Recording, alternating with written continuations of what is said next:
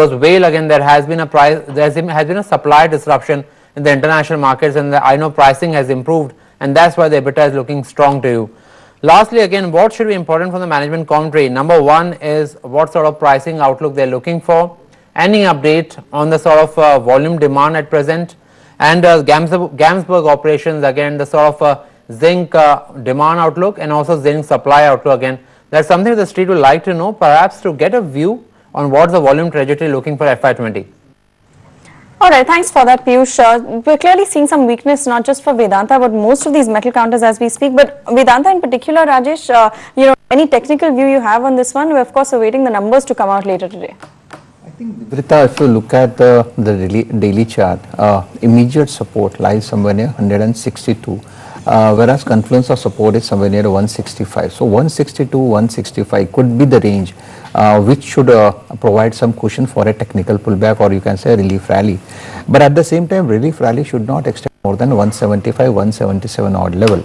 So probably you may say there could be a possible gap up kind of a move post numbers. But at the same time, there won't be a major change as far as the trend is concerned. So for me, I think there is still a weakness in metal. I will be a seller in Vedanta, probably post pullback. So for those who want to initiate long, just for the sake of result, keep your stop loss at 160 and trade for a price target of roughly about 170 initially, then 174.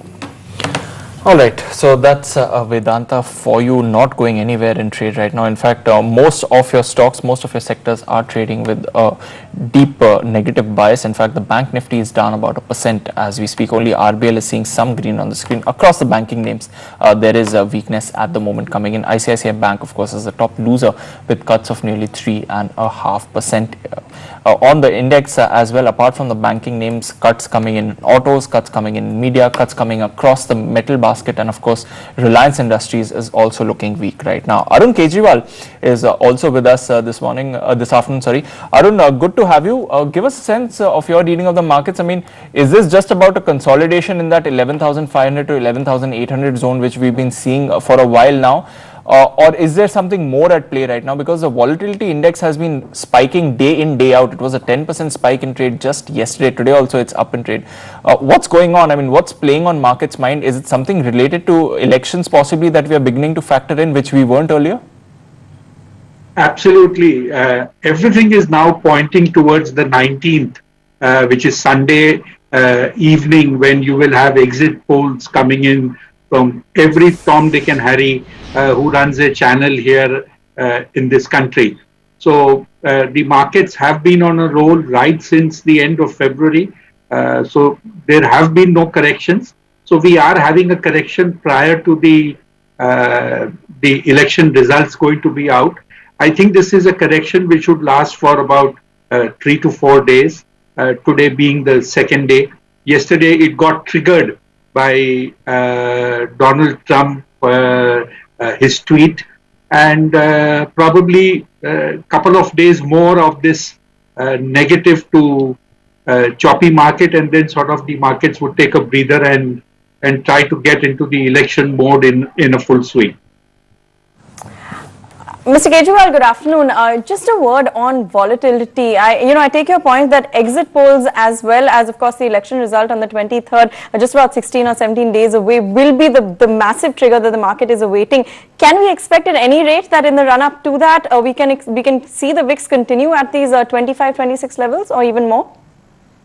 Well, I think there could be some cooling off as far as the VIX is concerned. So today you've got a sort of a sell-off that has happened in the last 30 minutes or so, probably with global cues also being bad.